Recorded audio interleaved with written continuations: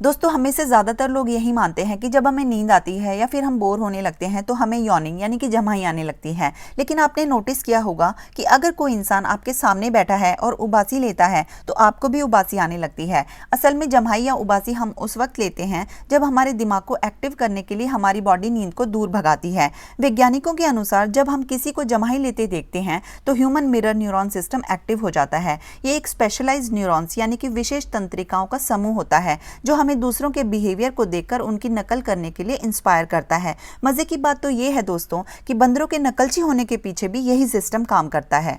अगर आपको वीडियो पसंद है तो लाइक करें, कमेंट सेक्शन में लिखकर जरूर बताएं। चैनल को सब्सक्राइब करके बेल आइकन को प्रेस करना ना भूलें।